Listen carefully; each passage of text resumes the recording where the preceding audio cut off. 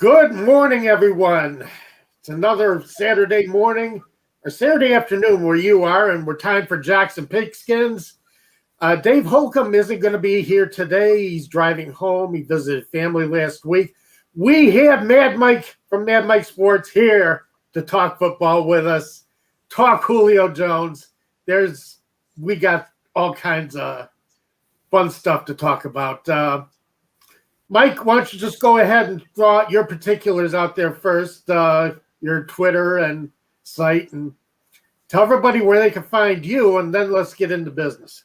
Well, you can kind of find me everywhere. I'm all over the place right now. But if you want to find me, I am one of many hosts of Atlanta Falcons Nation on YouTube, as well as Twitter, Instagram. Hey, man, we're everywhere. Mad Mike Sports, Atlanta Falcons Nation is one and the same. Almost 7,000 followers here on YouTube, and nearly 20,000 in the Facebook group. So Atlanta Falcons Nation, we're doing a great job. Hey, man, I love it. I love to be live with my buddy. Oh, it's great to have you. We had a great time the last time we were on together. Oh, yes. Oh, yes. Okay, so again, I'm producing alone, so I'm going to try and get to everyone's comments as they come up. I might miss a few, so I apologize for that. Mm-hmm. Oh, it's a difficult job. We have an issue. This thing just won't go away, and the last 2 weeks I have tried to bury it and tell people how unlikely this is, but a couple of days ago, it was trending on Twitter again. The Julio Jones trade rumors keep coming up. Where do you sit on this, Mike? Because I keep telling people that it's not that easy making this trade, and that I didn't expect it, and Matt Ryan doesn't want it. So, but we all know how much weight quarterbacks carry, and talk to Aaron Rodgers and Russell Wilson. They'll tell you how much weight their voices have in their teams. But what do you think? I'm going to be honest. This is probably the worst that I've ever seen the media. And I may get in a lot of trouble for saying this, but that's the reason why they call me Mad Mike. I don't like this whatsoever. I honestly believe that a few creators of what I call them, journalists, writers, these guys have an agenda, and I understand. Well, I totally understand the need to get clicks, to get writers to your website, to whatever your platform is. I totally understand that. I get that, but let's be like the thing. We're talking about Julio Jones. You're saying Julio Jones is talking crap about Matt Ryan? He says out of 10 years. I didn't hear that. Yeah, he's talking crap, saying Matt Ryan's his arm is his arm is on the decline, which I mean I can understand that, but this is something that Julio, I've never had heard Julio in 10, 11 years say anything negative towards Matt Ryan. Never. And now you're trying to tell me that he's saying these things about Matt Ryan, and he wants to play with Cam Newton of all people. I would have believed it. It was Tom Brady. Drew Brees wanted to come back from retirement and play with the Saints and trade Julio to the Saints. I would have believed that, but Cam Newton of all people, Cam Newton, I would have believed it if it was Justin Fields. Okay, but Cam Newton, my brother, right, and the Patriots of all teams. I mean, come on, the Patriots. It's insane.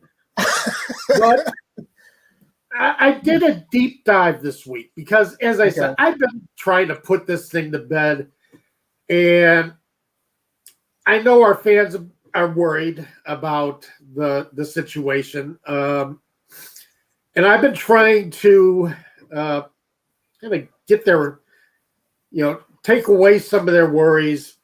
But I looked at the salary cap.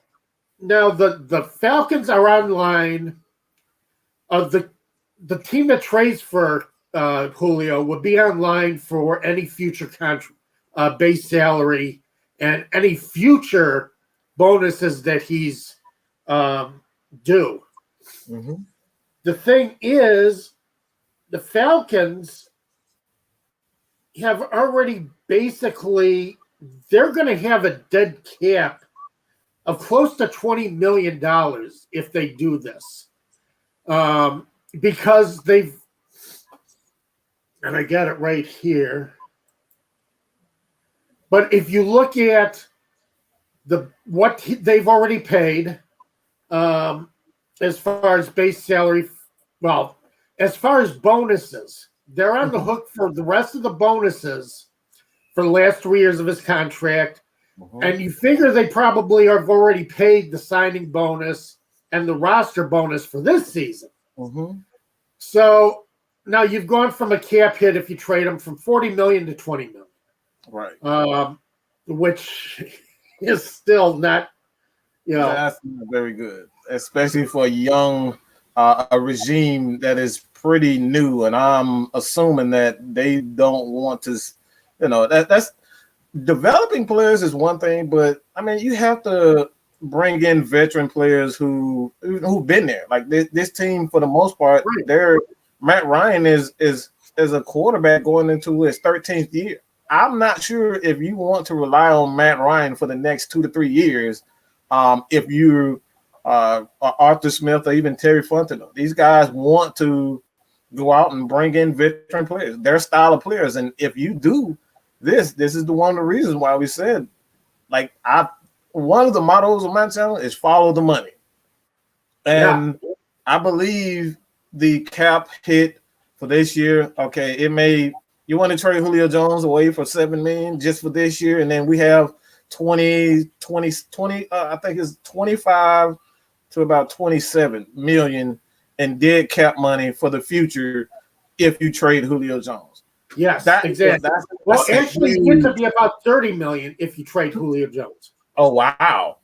Yeah, that's 30 million under the cap. Now, yeah, Zozo. Yeah, Zozo. There you are. Now, what I've heard, what I understand is that after June 1st, the Falcons can defer that money until 2022. I don't know what good that does to them. I haven't taken a look at that yet. But I believe you get to defer two bonuses for 2 players to the following season. So they would be able to defer the money. But, the hell of it is didn't Fontenot and Smith come in and say they were looking to win? They don't want to be a 4-win team. Right. They expect to compete. And you don't have Julio Jones, you're not competing. I don't care if you have Kyle Pitts. He's still relatively unproved. He's an unproved player. We don't know. He could be injured. God forbid that he's injured, but that's taking a massive chance. Relying on 2, like, I love Calvin Ridley, but Calvin Ridley hasn't proved that he can carry a team himself for the entire season. Like, he's had injury issues himself. I know that a lot of people say that Julio Jones is often injured, but even when he's injured, he's still on the field. Right. You can rely on it. Calvin Ridley missed 2-3 games last, I believe it. Not was it 2020? I believe it was. Might have been 19, where he missed 2 or 3 games towards the end of the year with a knee injury. It may have been a knee injury, but no, I think it was an ankle injury. But he missed time there, so he has to prove that he's a durable receiver. He has to prove that he's a leader. We don't know what this. That's taking a massive chance on counting on a guy like Calvin Ridley. Yeah, it is. And Julio Jones, I mean, this guy is among the elite of the league. Mm-hmm. You put him in the same. You put him in the same company as DeAndre Hopkins and guys like that. He's he's going to get the balls that Calvin Ridley. I'm sorry, Calvin Ridley. He's going to get the balls that Calvin Ridley isn't going to touch. Right. Right. Matt Ryan is looking for receiver. He's getting chased. He's looking for a receiver. He's looking for Julio Jones. He's not looking for Calvin Ridley. You think? Well, I need a player to be made. I'm looking for Julio Jones. That's it. Exactly. I don't care if he's double covered or not. You're still going after him. We've seen that. We've seen it in the Super Bowl. He's double covered in the Super Bowl. An impossible throw, an impossible catch, and he still came down. Calvin, really, I love him, but he's not making that catch. He's not doing that. No, absolutely not. So, it really gets me. I don't think they're saving enough. Now, I don't think they're saving enough by trading him.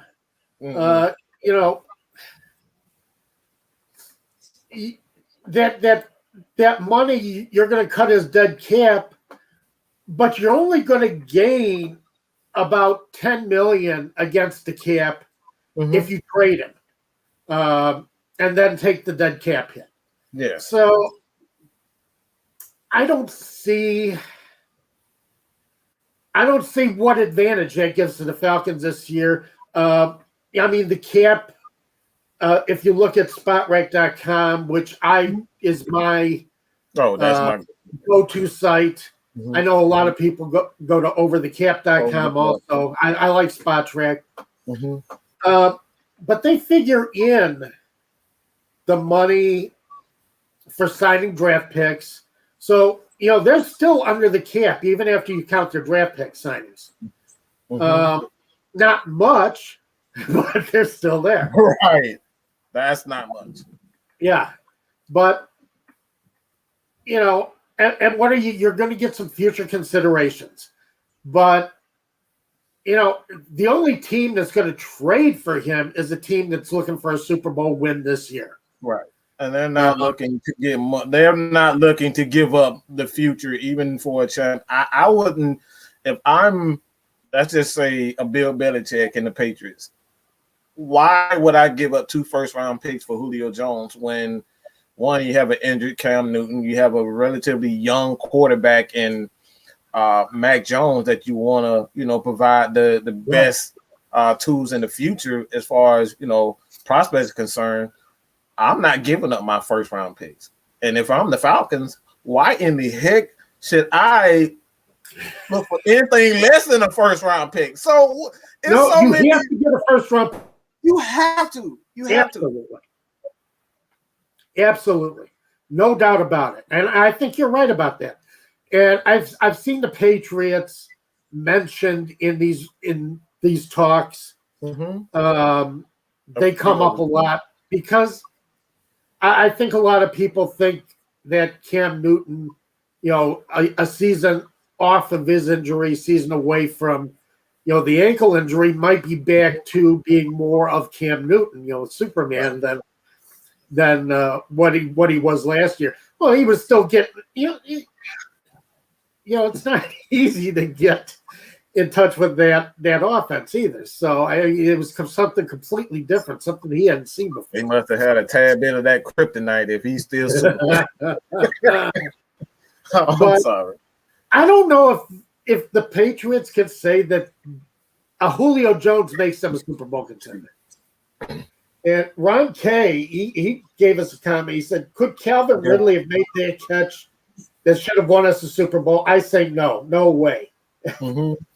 Ron, you got both of us agreeing with you on that.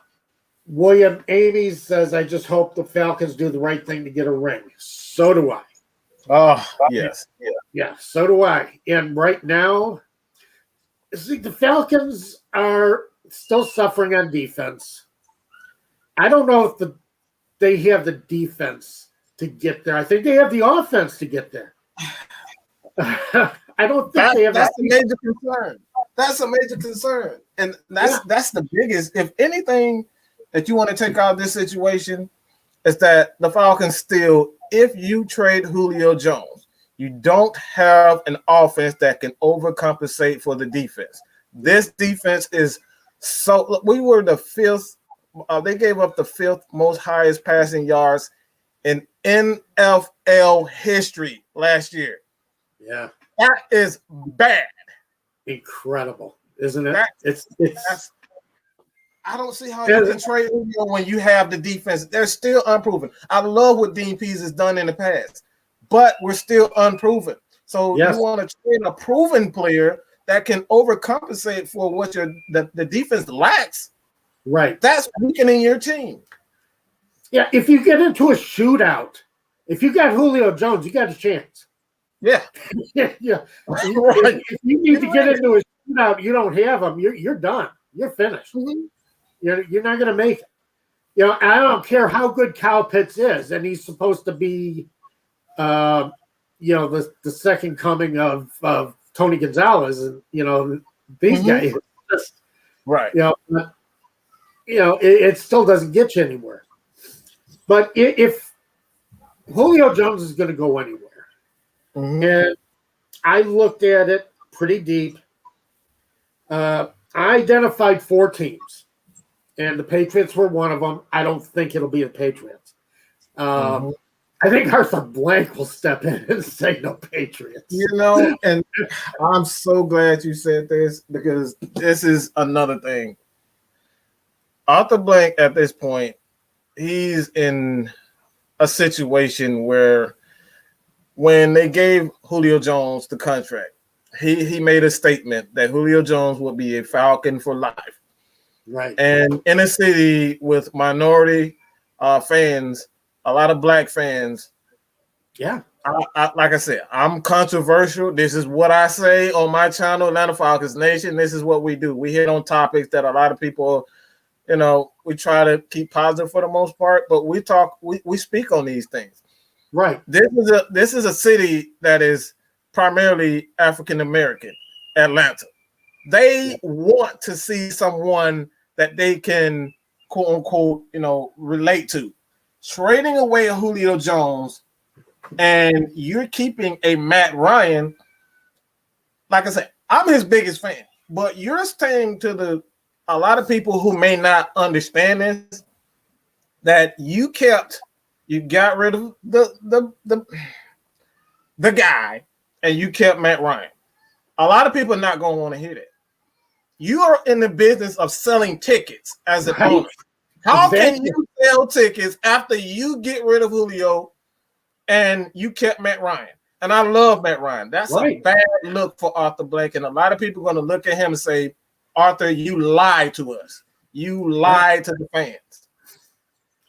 Well, I don't think Thomas Dimitroff really did a terrible job managing the camp. That's where you're coming into right now. Right. Frontenot and Smith. But as I said, I worked up 4 teams. I did look at the Washington football team. They have the cap to do it. I thought it was a perfect team.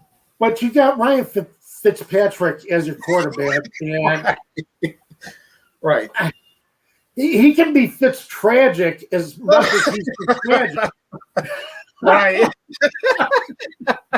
So I don't think Julio would want to play with him. I'm just saying. No. I don't think it works. And Washington does have the defense. Right. They do have the defense, and they got Riverboat Ron as far as, to me, one of the best defensive minds, but he's a very good head coach. And one of my Bears guys, linebacker for the Super Bowl winning 85 Bears. Yes. One of my favorite teams, by the way. Yeah. And one guy who played a long time for the Bears, was defensive coordinator for their 2006 Super Bowl team. So I really respect Ron Rivera. But I don't think Washington is close enough on offense yet. They do need receivers. Mhm. They don't have it. They have, Antonio Gibson, McKissick. They don't have the receivers that they need to get the job done. Mhm. But, and I don't know. They might want to make. They might, if they feel they have the defense that can carry Fitzpatrick and an offense, they might, decide to make that deal. But another team is San Diego, Los San Angeles Diego. Chargers. Los Angeles Chargers. Yeah. I've done that in quite a few myself. Oh God, it's going to take me forever. It took me forever when the Rams moved to St. Louis. It took me forever to start calling them the Los Angeles You Rams. said St. Louis. St. Louis Los Rams. Angeles. Los Angeles. Yeah, it's completely different. I can't get it straight. Right. I would have said that the Ravens. I don't know if a Ravens team is on your, but I thought the Ravens would have been that. But I don't. Again, I don't. You're talking about giving. This is Julio Jones. Yeah. This is Julio Jones. This is not a secondary receiver. This is Julio Jones, who still has a lot in the tank. I don't see the Ravens giving up 2 first rounders, like even a first rounder for Julio. I just can't fathom that. Well, not the Ravens, the Chargers. The Chargers? Okay, Chargers. Yeah. Justin Herbert, the rookie quarterback, AFC Rookie of the Year. And they brought in Joe Lombardi as the coach to groom him as their offensive coordinator. Mm-hmm. And Julio Jones would make a great addition to the Chargers. But do the Chargers feel like they can make a Super Bowl run either this year or next year? That's, again, the question. Mm-hmm. All right, Falcons fans, this is the danger. This is the dangerous team. It's the Indianapolis Colts. Yeah. You were shaking your head like you know where I was going. Yeah. They have the cap space. They have the capital. They can do a number of things. They can. They sure do. They feel like, with Frank Reich, push for the deal to get Carson Wentz. Mm-hmm. He feels he can fix Carson Wentz because he was his quarterback coach when Wentz came into the league. Mm-hmm. I know a lot of teams say they'll take another player from another team and say, "Oh, I can fix it." Right. Frank Reich might be able to fix Carson. I believe so. If I'm not mistaken, he was the offensive coordinator. He may have been the quarterbacks coach with Philly. He was quarterbacks coach in Philadelphia. Coach in Philly. Okay. Yes. So he knows Wentz. He knows what Wentz looks like when he's on top of his game, and the Colts really have a strong defense. I think they have a Super Bowl caliber defense. Yes. You got DeForest Buckner. Justin Houston is a heck of a defensive end. Yes. You got Xavier Rhodes and Kenny Moore quarterbacks. You got 2 strong safeties. You really have a strong defense there. They have a running back, Jonathan Taylor. Oh yeah, I love him coming out of college. Oh yeah, he's going to be. You just scratched the surface on what he can do.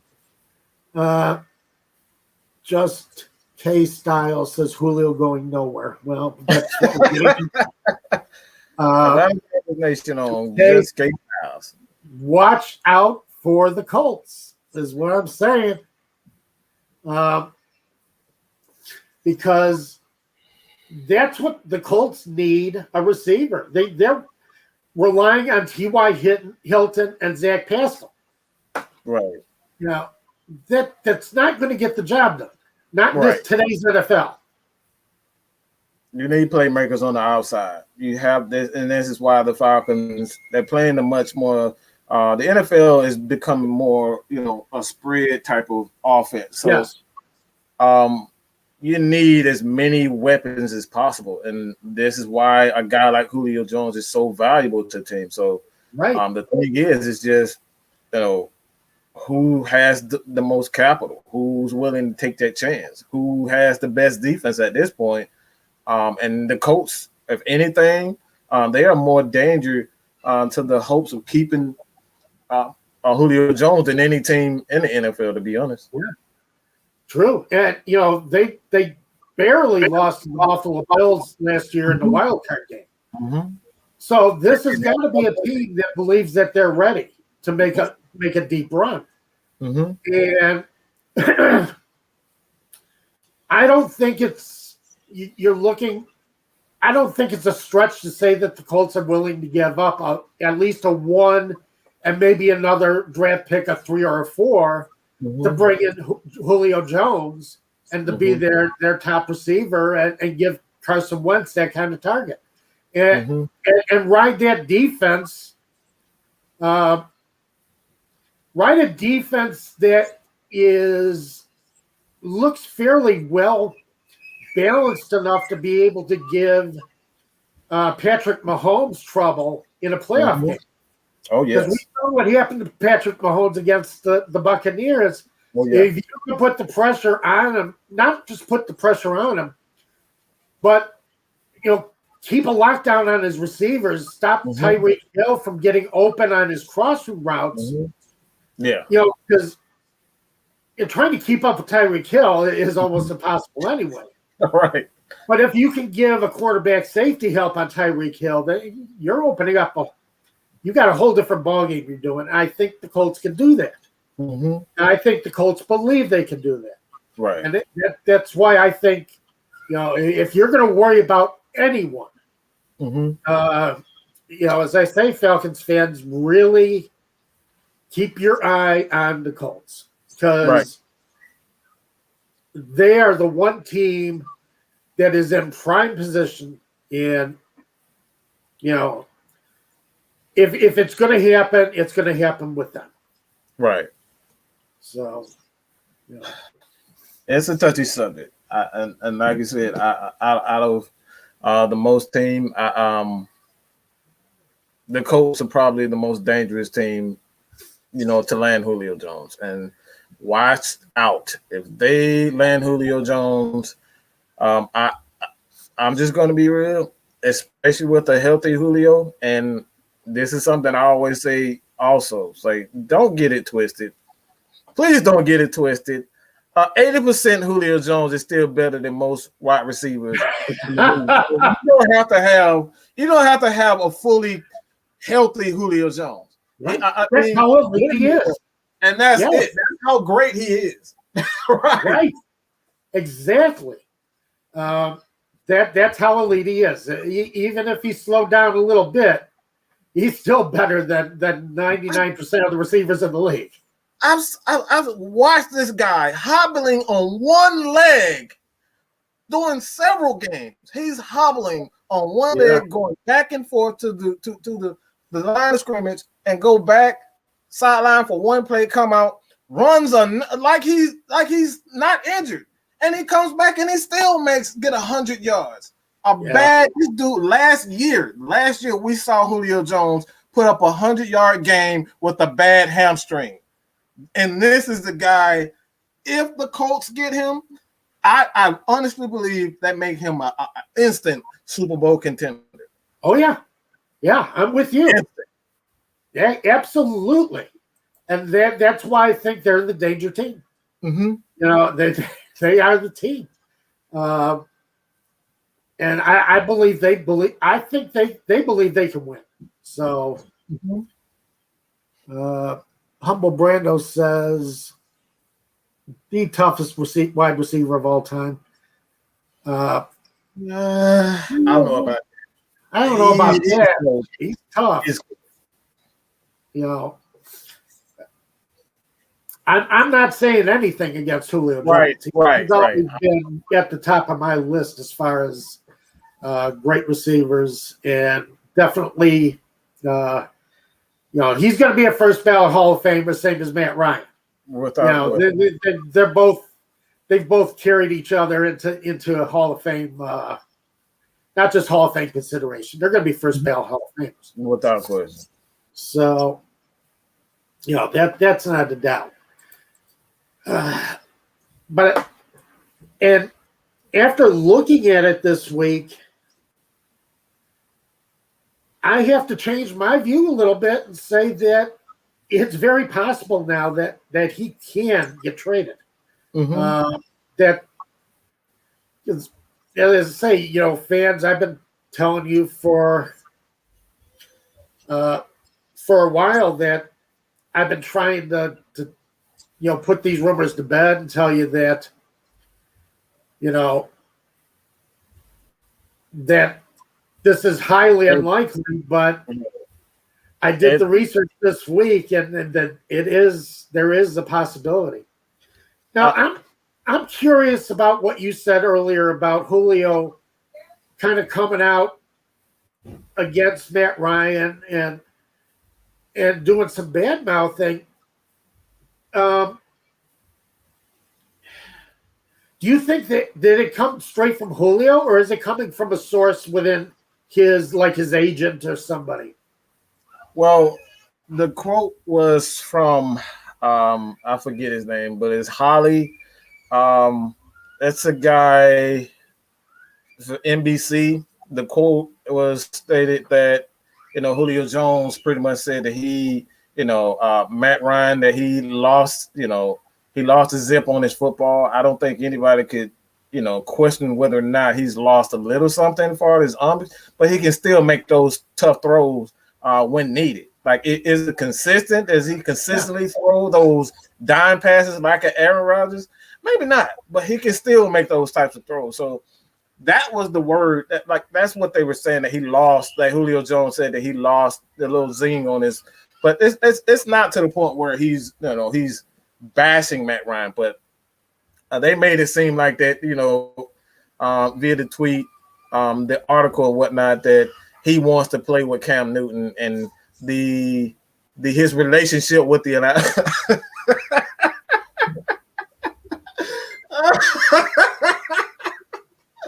oh, and look on your face. He wants to play with Cam Newton, and that that the relationship with the Atlanta Falcons is allegedly terrible. Because that's the thing. The Atlanta Falcons went out of their way to sign him to that extension and to try and make him happy. And and that's the surprise, is that he would start saying that at this time. Right, exactly. He could have done so. He could have done so before the draft. If he really wanted to leave, before the draft was the perfect opportunity for him to do so. Yeah, it would have been. You're right. And that's and the rumors kind of started then, but it was like Fontenot saying, "Well, I won't. I will take phone calls, but you really figured, yeah, he's going to take phone calls, but you're going to have to knock him off the seat." Right. Right. I'm not so sure. I'm not so sure. You might be able to stay sitting down and still. Right. Yeah, we can talk about it. We can talk about what you're offering, but like you said, you have to blow my freaking socks off in order for me to trade Julio Jones if I'm Terry Fontenot. Right. Exactly. And I still think that's the case. I still think you got to blow our socks off. And that's why I think the Colts would actually do it. I think the Colts would mortgage a little bit of the future to do it this year. Let's see. Ron K. Let's stop this madness. Does Terry Fontenot not realize that Julio Jones is a once-in-a-generation football player. You can't let Julio Jones get away. Figure it out, Falcons. You know, he is 32 years old. I think he's 32. I believe so. But, I believe so. You know, he still has the skills. You know, and I'm never going to – I still think he still has the skills to be great. Pantera says Cam can't throw Newton. He has a Breeze arm.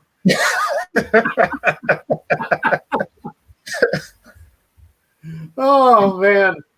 These guys are something else. I love the people who weigh in on the show. Yeah, it is so much fun to watch everybody weigh in and put their comments out. And it is one of my favorite parts of Saturday morning. You never know what you're going to get for the fans. You never know what you're going to get. I love it. I know. It's great. But, you know, I don't know how much farther we can go with this now as far as Jones. You know, it's a wait-and-see thing. Yeah. I don't think anything happens until June 1st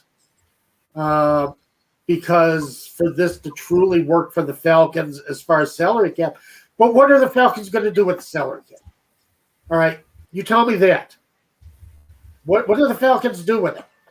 Well, from what I'm hearing from a few guys, Matt Carey is a guy in the Falcons niche that he's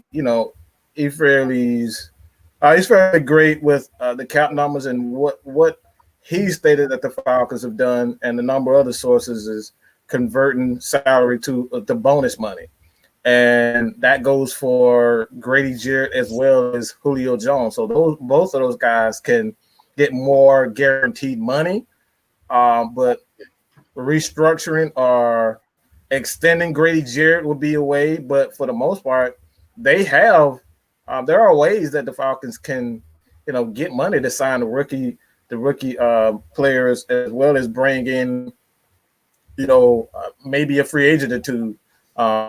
Being that June 1st cut is going to come, and we don't know if teams are going to release a guy like JJ Watt. Like, we don't know. We don't know what could happen. Anybody could be released at the June 1st, the June 1st cut. So anything could happen. Because essentially, the Falcons would not be on. Come on, Bogey, get down. The Falcons, my cats just want all kinds of attention. They love it. They want to be a part of the show. They want to be on the show. What was I going to say?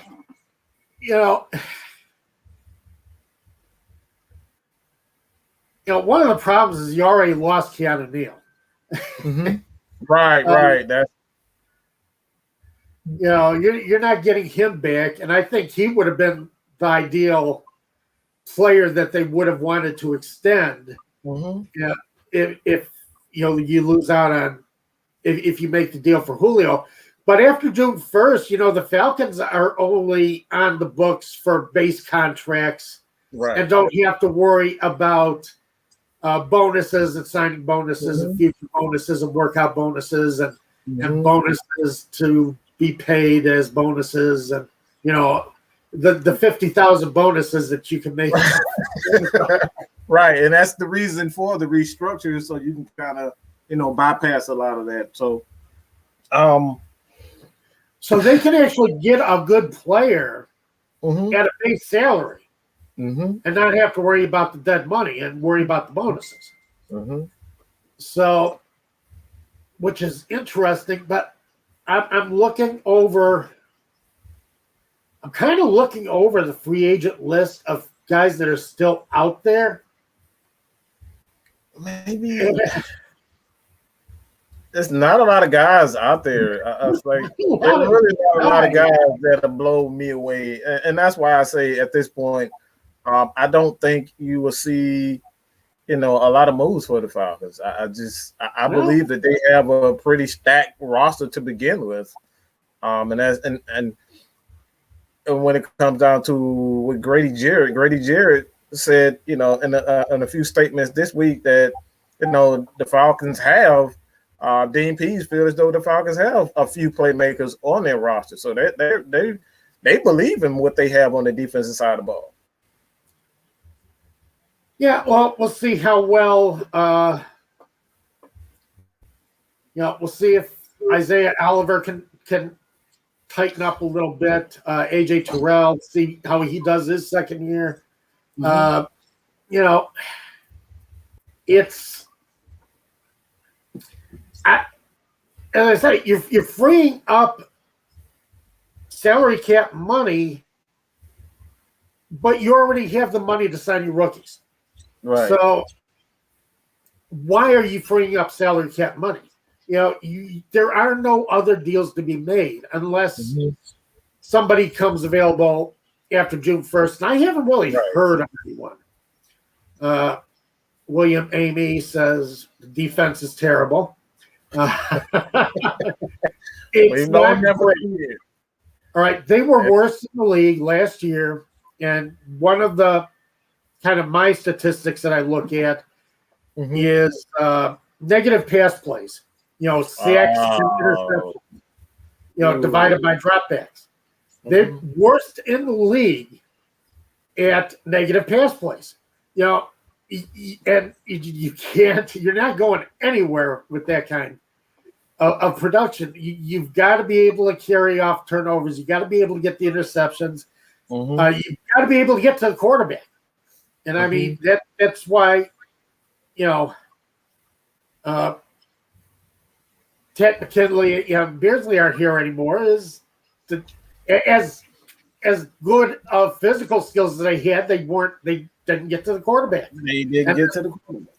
Dante Fowler did not help them get to the quarterback. And that's where the lack of creativity on the defensive side of the ball, creating blitzes, it's multiple ways of getting to the quarterback and not just relying on, Grady Jarrett to do it. And that's what, teams like Pittsburgh, the Ravens, the Bears, these teams have multiple ways of generating pressure. And that right there is something that goes that is extremely underrated in the NFL, because a lot of people, they look for that one guy that can get you 20 sacks in a year, and you don't need that. All you need is consistent pass rush from players, a consistent pass rush, and that's what the Falcons do. Doesn't matter where it comes from, too. You got to get you got to get some footsteps in that quarterback's ears. You got to make him think that somebody's coming. So, but I don't know. I would like to be able to speculate on some guys who might be available, but I haven't really read any names yet. So, again,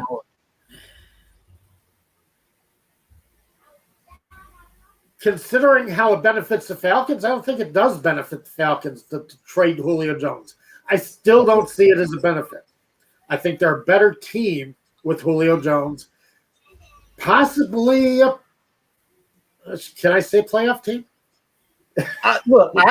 I've said this before. I've said this time and time again.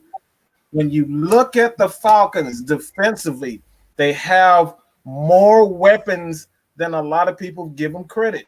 It's all about coaching. You can have all the talent on the defensive side of the ball, offense, special teams. You can have all the talent, but if you don't have the right game plan, the scheme, and the mentality to put it all together, I always say it's all about chemistry. I've seen teams like, let's just say, even let's look at the offensive side of the ball of the 85 Bears. They didn't have guys that would blow you away. They had Walter Payton, and pretty much that's it. But they had chemistry. The offensive line, the running game, the quarterback was Jim McMahon was a perfect quarterback for that system, because he didn't take a lot of chances. What he did was manage the game, and he was a compliment to the defensive side of the ball. So that's what's more important for teams, more so than talent. Yeah, exactly. I mean, well, I'll in defense of the 85 Bears, I'll say Jim McMahon was a very smart quarterback. He could have stayed healthy.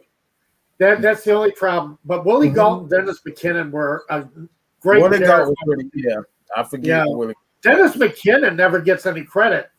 Right. Dennis McKinnon was an outstanding wide receiver. He was tough. He was one of the toughest guys you would ever want to face on the field. And McMahon was great at getting the ball to them. But the Bears' offense was also great at taking advantage of the field position that the defense kept giving them. Because they kept getting great field position. They were able. If you don't have to move the ball 80, 85 yards per drive, you have to be efficient. It's efficiency. Just efficient. Exactly. Do your freaking job. Efficiency. And that's the thing the Falcons need to do is they got to get the ball to Matt Ryan around the 30, 35, on average. And now you can start doing stuff with that offense. You got a kicker who can reach the goalpost. Young Wei Koo, who, it took a couple of tries after Matt Bryant, but Koo has turned into one of the top kickers in the league. So you don't even have to go all the way to get your points. Right. But, still, you get Matt Ryan 10, 15 more yards than what he would normally get, and you change the nature of the game. I mean, you're changing field position, you're changing the entire nation of the game. I think you make this team a lot more dangerous than what they already are. Matt Ryan versus 20 yards starting from the 25-yard, and Matt Ryan starting from the 35, 30, 35 yard. Like, you're shortening the drives for it, and you become a much more dangerous offense. This offense. Yeah, I do have. Actually, I have a stat for it. Oh, okay. I love stats. I love numbers. I love stats. I have an efficiency stat. The Falcons averaged 1 point. Well, to score 1 point, they averaged 14.9 yards of offense to score a point. Which, it's terrible. The Packers averaged 12.23 yards of offense per every point scored. Every point scored. Okay. That's why the Packers went where they did. The Tampa Bay Buccaneers were third, 12.5 yards per point scored. So you take that, where's my calculator? My handy dandy calculator. Everybody has to know. Times 7 equals. So, Super Bowl champion Tampa Bay Buccaneers averaged 87.5 yards per 7 points. They only had to drive. That's what you were saying about efficiency. Efficiency, right? 87.5 yards on average per every 7 points of offense. Any team is going to win if they don't have to. If they're driving less than a football field away to get their points, right? And that's the Falcons average 7 points, 104.3 yards gained to average 7 points. Ooh. So you're shrinking. Yeah, I see what you said. You want to shrink. You got to shrink that field, and you can only do that either special teams play, good returns, right, or you got to get interceptions. You got to get turnovers. You got to put pressure on the quarterback, make him think, make him drop the ball.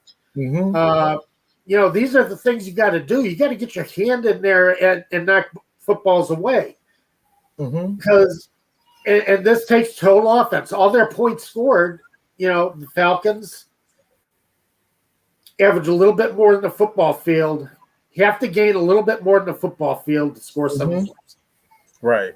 And I think special teams as a especially a return game, that's a vital part. I mean, a lot of Falcons fans can see there has been a number of times where the Falcons have just had opportunities to run the ball and fair catch. Have to make use. They have to make use of these playmakers. A lot of the younger guys, a number of returners on this Falcons team. Calvin really was another as a guy that could return punts and return punts, kicks, and we never used him. But you want him? You rely on him so much. Right. As a receiver on the field, you really can't set him up. So last year, the Falcons used Brandon Powell. Mr. Fair Catch himself. I don't know.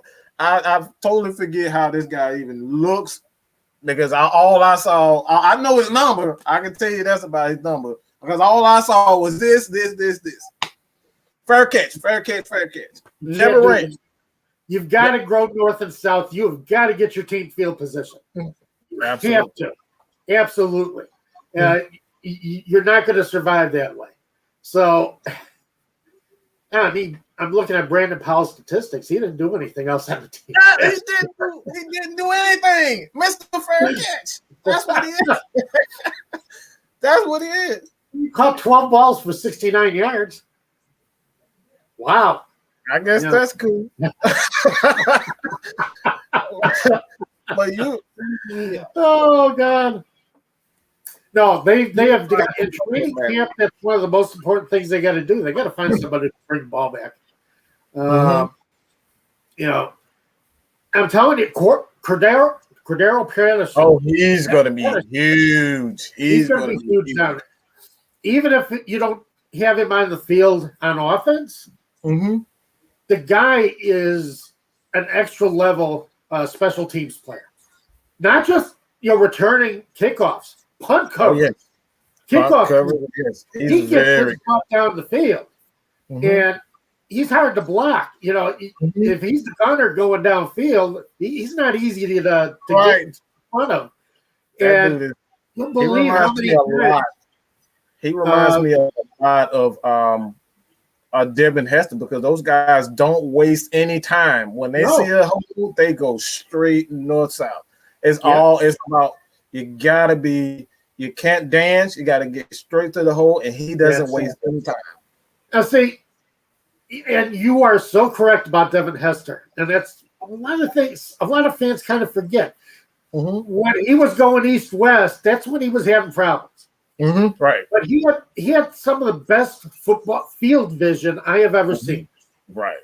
Because he knew where his hole was before the ball hit his hands. He knew where the hole was. He knew where the ball hit him up, and he knew where the coverage team was. And I can't believe how many of his returns he went untouched. He was past the coverage before they even knew he was there. Oh, yes. And it was amazing to watch him. And I feel privileged that I was able to watch him for so many years here in Chicago. Because here also, because when he saw everything before it happened. He knew where the blocks were going to be. He knew where the coverage team was going to be. He knew everything before it happened. And that's why he was such a great return man. Well, do you think that's a lost art in the NFL as far as the return game is concerned? Like I really believe that's a lost art. Like I don't know if they're teaching these guys not to run, but we don't see as many. No, we don't. You're right. I do believe. I agree with you. I hadn't thought about that before, but you are right. It is a lost art. Now the NFL has kind of contributed to that because of the kickoff. But, and by the way, expect Patterson to run quite a few out of the end zone. I've been a huge fan of his since he's been in the league. That dude is electrified.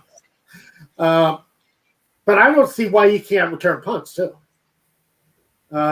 So it'd be interesting to see how he gets used by the Falcons as we get into training camp and start seeing what they do with him. Because right now, yeah, I think he's a more valuable player on special teams than anybody the Falcons have had in quite a while. Yeah. And fans are really going to notice him very quickly. So he's one of my favorite players. I love creative offensive mind, and I think Arthur Smith is one of the most creative offensive coordinators like I've seen. And this is one of the main reasons why I'm so excited to see what the tight ends, not only Kyle Pitts, but Hayden Hurst. I think Hayden Hurst is going to have I think he's going to have a huge season. He's going to get paid so much money. Yeah, you're right. Hayden Hurst is going to benefit big time this season. Matt Nagy, well, here in Chicago, he's considered an offensive genius. But we're waiting. Well, he didn't have the quarterback. He had Mitch Trubisky. Come on. It's hard to look good when you got a quarterback. Yeah. I'll give him a pass with that. But one of the problems with Nagy is he would line Patterson up as a one-back and send him up the middle on like 3rd and 1. And Patterson gets stuffed. Right. They know the ball was going to Patterson, and they knew he was going to get stuffed. If you get Patterson the ball in space, watch out. All you need to do is give him a little bit of space. Let him get his head of steam up. Let him, and watch out. That's when he's his most effective on offense. So you're going to really like seeing him on offense because I don't think Arthur Smith will use him as a one-back. I honestly thought that Matt Nagy was completely underutilizing Tariq Cohen. I thought Tariq Cohen could be used in so many ways other than what he was. Like I love Cohen. I think he's one of the better electrifying running backs if he's with the right coordinator. Right. I agree. They were using Cohen too much as just a straight running back. Instead of getting him out, Cohen is the kind of guy, again, you give him a little space. You got to give him the ball in space. And he's so creative. Once you get him the ball in space, that he's tough to catch. He's tough to bring down. Yes, sir. Yeah. I want to see more of that this year with Justin Fields. Oh, yeah. But Cohen's coming off an ACL injury. So we're hoping that we're going to get but he's supposedly in great shape. He's rehabbed real well. Now, something that happened, he recently lost his brother just died. And that was rough, and I know he's going through a grieving process. But this is a guy who's going to be ready when training camp starts. You should have seen him on Twitter last year during Bears games. He's one of those. Okay. Oh yeah. Well, he was sidelined, so he was on Twitter watching the games and kind of giving his opinions. He's a fun follow. So I love it. As long as you're not Tack McKinley, I can deal with that. Yeah, okay? We can deal with that. No. Cohen's a big favorite with Bears fans. So, and I think with a quarterback, Trubisky never learned. Trubisky came into the league with a high ceiling. He never learned. He never learned how to read defense. He never knew where defenses were coming from.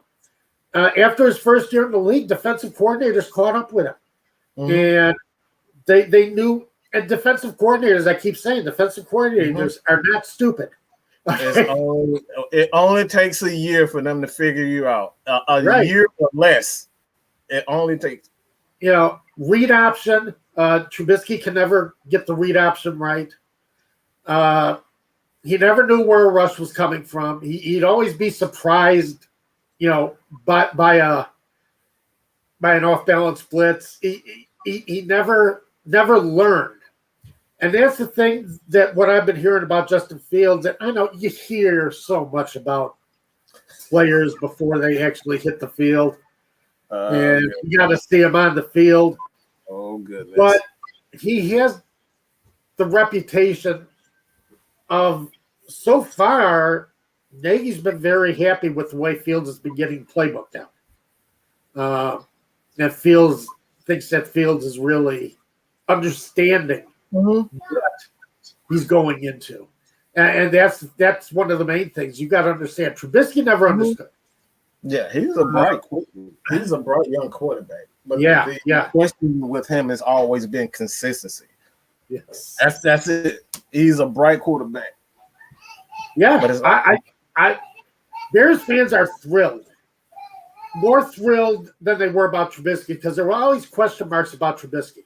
Bears fans are thrilled because they got a college quarterback with a track record and a guy who really looks like he can play the position. So it's going to be very fascinating to see as training camp moves along if Justin Fields can beat out the Red Rifle. He's going to be able. There's no way. I'm just going to be honest. I have absolute no confidence, and I'm looking forward to seeing Justin Fields on the field because you're not winning many games with. Yeah, you're not. I don't think you win it, and I don't think anybody is looking forward to see him at quarterback. Every one of those defenders, they want to see Justin Fields. Let's be honest. That's what they want to see. Yeah, they exactly. Exactly. Well, fans, we are out of time. It's amazing how fast an hour can go. My God. Hey, it's fun. I absolutely had. I had blast having you on. I mean, we had fun the last time we were all together. Right, yes, sir. But I do appreciate you coming on today and being on with me because I was I had my, gripping the desk because I'm thinking all week, I might have to do this alone. Just you guys know you can hit any one of us up at Atlanta Falcons Nation, and we will definitely be here. All right, that's for sure. I love the platform. I love what you guys are doing. I have a blast every time I'm on. So, and look, I'm on one of your most loyal followers. I enjoy everything. You are. Love your comments too every week. So. But do want to say I thank all the fans for being here, and we will be on time next week. 12 Eastern, 11 Central. All right, I guarantee it. It was my screw up this week, and I apologize for that. But we did have a great show, and I enjoyed the heck out of it. Absolutely. So, everybody, we will see you again next Saturday morning. That's it.